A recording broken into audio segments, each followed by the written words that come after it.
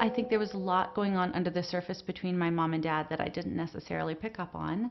And so when they announced that they were getting divorced when I was 10, I went through a lot of turmoil in that first year, as most kids do when they find out that the two people they love the most in life don't love each other.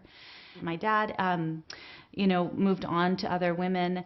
My mom fell in love with one woman, and she and her partner have been together for almost 30 years since then and been very, very consistent in my life. And while I was living with my mom and at her house, it was with her and her partner, who I love. Both of these women are incredible women. Both of them have my heart.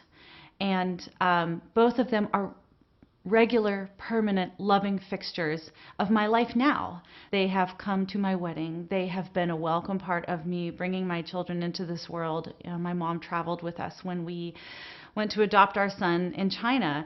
And so they're just a part of the fabric of my life.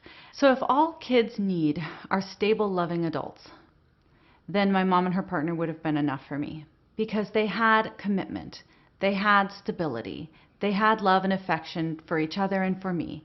But that was not enough. I craved my father's attention. I craved his involvement because I was made for it. Every child is made to have their father love, adore, and connect with them. Every child is made to have the nurture and attention of their mother. They give kids two different things, and I certainly experienced that in my life. That while I was at my mom's house, I remember there would be times where I would just want to be with my dad. It's not like you just want to be with any adult. You want your father. Moms and dads give unique and complementary gifts to their children. Children want and desire both. And when they have both, they thrive.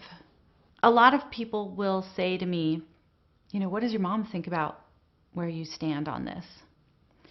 And I'll say, my mom and I are great, because she knows that two men could never replace her. My husband's a pastor, and in his role in this place, in a culture that is a little farther ahead than the rest of the country, I think, in terms of pulling away from biblical truth, we are confronted with this question regularly of what do we do? What do we do now that culture does not reflect, no longer reflects the biblical values of truth that we see within Scripture? What do we do? And the answer is, you become what you should have been all along. You become someone who is so familiar with the truth and able to stand on the truth regardless of what everyone else is doing around you. And you become the hands and feet of Jesus to everybody that you meet, especially those that disagree with you.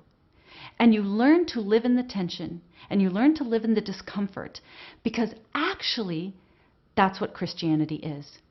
It is dying to yourself and dying to what you want and need and long for, so that you can live the gospel for those in your life and those around you. And that if you are coming from the place of wanting this life to be easy, then you actually have the wrong gospel, because that is never how it was supposed to be. So yes, things are going to be hard. But the truth is, it's going to work some good in you and in me, because as a result, we are going to be the salt and the light that we should have been to begin with.